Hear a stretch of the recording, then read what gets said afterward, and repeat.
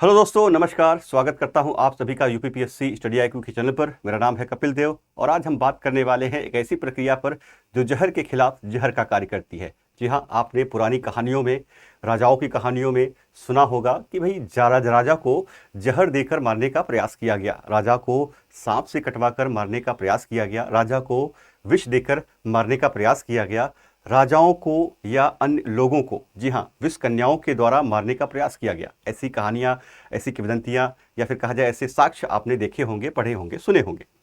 तो ऐसी प्रक्रिया जी हाँ वास्तव में है। इसका नाम क्या है? जिसका नाम है मिथ्रीडेटिज्म। याद रखिएगा, मिथ्रीडेटिज्म, इसका नाम है मिथ्रीडेटिज्म। अब बात करेंगे मिथ्रीडेटिज्म की। जी हाँ, यह प्रक्रिया है क्या और देखा जाए तो इसकी प्रक्रिया की शुरुआत कहाँ से हुई। मिथ्रीडेटिज्म की बात करें तो यह एक ऐसी प्रक्रिया है जिसमें किसी जहर के प्रति प्रतिरोधक क्षमता का विकास किया जाता है। जी हाँ, अब इस प्रक्रिया के अंतर्गत किसी मनुष्य को धीरे धीरे और थोड़ी थोड़ी मात्रा में जहर दिया जाता है ताकि उसका शरीर प्रतिरक्षा का विकास कर सके। जी हाँ, किसके खिलाफ? जहर के खिलाफ, चाहे वो विष भोजन में दिया गया हो या सर्पदंश से हो। अब देखा जाए तो इसका विकास या फिर कहा जाए इसकी शुरुआत कहाँ से हुई। इस प्रथा को पोंटिक राजा मिथ्रीडेट्स के नाम पर मिथ्रीडिज्म कहा गया। जी हाँ, याद रखिएगा, पोंटिक राजा थे। जी हाँ, मिथ्रीडेट्स 6। अब देखा जाए तो इन्होंने क्या किया, अपने अंदर जहर के प्रति लड़ने की प्रतिरक्षा का विकास किया। तब से देखा जाए तो इस प्रक्रिया को मिथ्रीडेटिज्म कहा जाता है। जी हाँ, मिथ्रीडेटिज्म। अब बात करते हैं आगे। अगर देखा जाए तो जी हाँ, आजकल मिथ्रीडेटिज्म का अभ्यास नहीं किया जाता। जी हाँ, आजकल देखा जाए तो ऐसा अभ्यास नहीं किया जाता।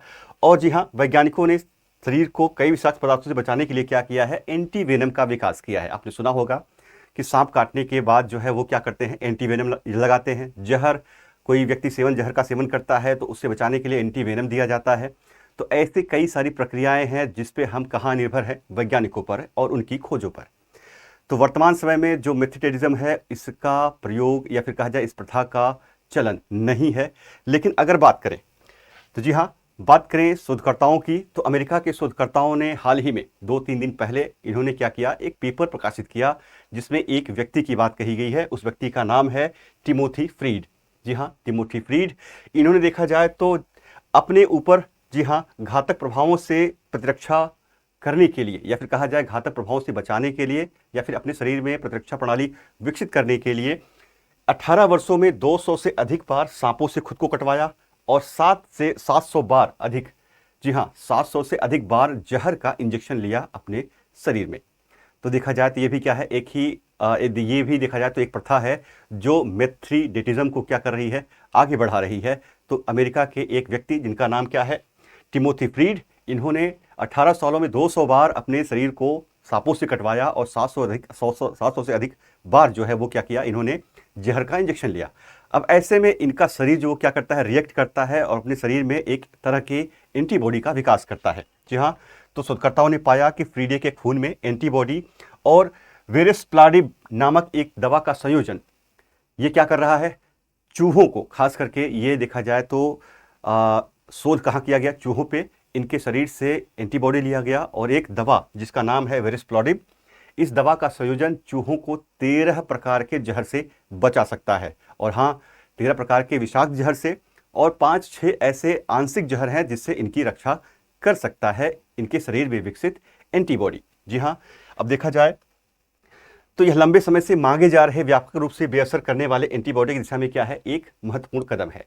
एंटीबॉडी की कमी है। जी हाँ, सांपों से कटने के लिए बचने के जो उपाय होते हैं वो एंटीबॉडी का इंजेक्शन होता है। तो ऐसे में एंटीबॉडी का जो कमी देखी जा रही है पूरे विश्व में, भारत में, सब जगह, तो ये देखा जाए तो एक महत्वपूर्ण कदम माना जा रहा है कि अगर हम मिथ्रीडेटिज्म की प्रक्रिया का पालन करें तो उसके शरीर में या उसके पालन के चलते जो एंटीबॉडी का विकास होगा उसको हम यूज कर सकते हैं जहर के काट के रूप में।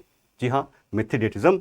तो यहाँ पर जैसे बात करते हैं किसकी, भारत की, तो भारत में देखा जाए तो जी हाँ, सांपों के काटने की जो गति है या फिर कहा जाए काटने की जो इंटेंसिटी है वो क्या है, बहुत ज़्यादा है। जी हाँ, प्रतिवर्ष देखा जाए तो बहुत सारे मामले आते हैं किसके, सांपों के। अब भारत में सांपों के काटने की मामले की अगर बात करें तो आमतौर पर उन इलाकों में होते हैं जहां पर एंटी वेनम का क्या होता है, एंटी वेनम का नामो निशान नहीं होता है। दूर दराज के इलाकों में ये घटनाएं होती हैं कि हाँ, खेत में या जंगल में किसी को सांप काटता है तो अधिकतर देखा जाता है कि मौतें जो है वो जल्दी हो जाती हैं।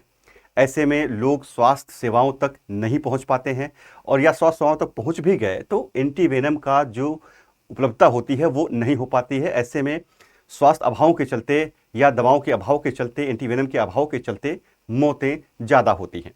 तो यहाँ पर बात करें किसकी लिए, भारत के संदर्भ में बात करें तो 2020 के इंडियन मिलियन डेथ स्टडी के अनुसार अगर बात करें तो भारत में हर वर्ष 3 से 4 मिलियन मामले, यानी कि 30 से 40 लाख मामले सांपों के काटने के आते हैं। जी हाँ, अब बात करें इसकी कि यह डेथ की, तो हर वर्ष लगभग 58,000 लोग मारे जाते हैं किसके चलते, सांपों के काटने से। ऐसे में मिथ्रिडेटिज्म क्या हो सकता है, एक रामबाण हो सकता है। जी हाँ, एक देखा जाए तो स्वर्णिम कदम हो सकता है कि इन 58,000 लोगों की जान बचाई जा सके। ठीक वही देखा जाए तो उच्च जोखिम वाले राज्यों की बात करें तो बिहार, झारखंड, मध्य प्रदेश, उड़ीसा, उत्तर प्रदेश, आंध्र प्रदेश, तेलंगाना, राजस्थान और साथ साथ देखा जाए तो गुजरात शामिल है कि जहां पर सांपों के काटने से मौतों की संख्या सर्वाधिक होती है। जी हाँ, अब वहीं आगे बात करें, आगे देखा जाए तो चुनौतियां क्या हैं।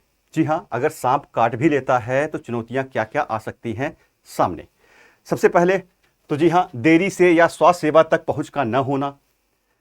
जाहिर सी बात है, दूर दराज इलाकों में सुविधाएं उपलब्ध नहीं होती हैं, देरी से लोग क्या होते हैं, स्वास्थ्य केंद्रों तक पहुंच पाते हैं।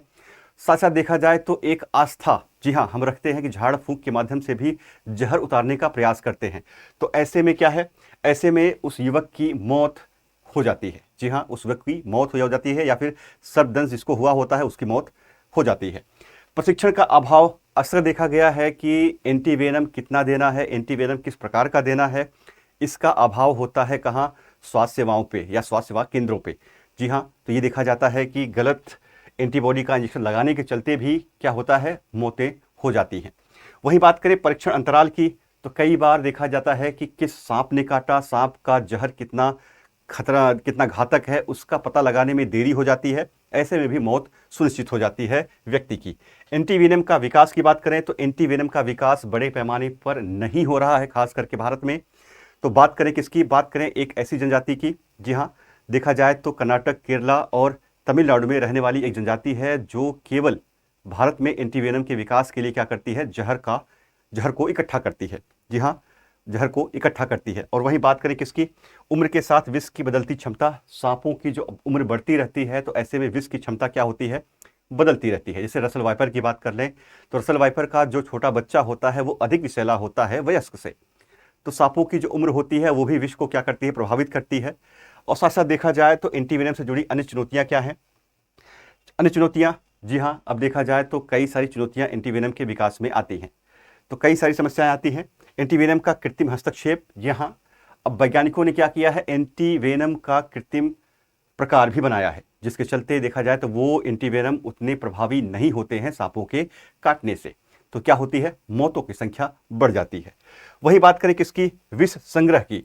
WHO कहता है कि सांपों के काटने के इलाज के लिए हमें क्या करना चाहिए, विष का संग्रह करना चाहिए और एंटीबॉडी का विकास करना चाहिए।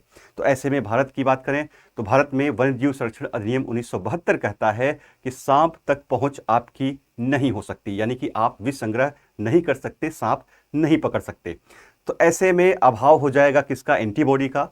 तो जो मिथ्रिडेटिज्म है ये देखा जाए तो एक अचूक उपाय है किसके लिए, सांपों से बचने के लिए। अब देखा जाए सांपों से बचने के लिए भारत सरकार ने क्या किया है, जी हाँ, राष्ट्रीय कार्य योजना जारी की है सांपों से काटने से बचने के लिए। अब देखा जाए तो इसमें क्या कहा गया है, जी हाँ, तो वर्ष 2024 में एक कार्य योजना जारी की गई, राष्ट्रीय कार्य योजना सांपों के सर्पदंश से बचाव के लिए।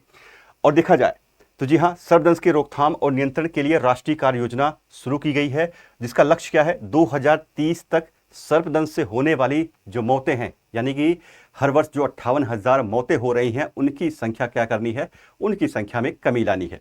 जी हाँ, तो उनकी संख्या को क्या करना है, आधा करना है। और जी हाँ, सर्पदंश के रोकथाम और नियंत्रण के लिए राष्ट्रीय कार्य योजना ने सर्प को एक अधिसूचित बीमारी के, जी हाँ, सर्पदंश को क्या किया है, एक अधिसूचित बीमारी बनाने की सिफारिश की है कि भैया सर्पदंश क्या किया जाए, सर्पदंश को एक अधिसूचित बीमारी बनाया जा सके।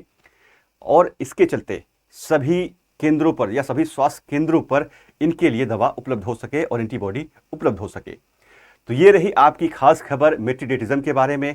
तो आप खास करके बताइएगा कि आपके यहाँ क्या हाल है सर्पदंश का, क्या आपके यहाँ इलाज संभव हो पाता है कि नहीं हो पाता है। ठीक है दोस्तों, तो कमेंट करते रहिएगा।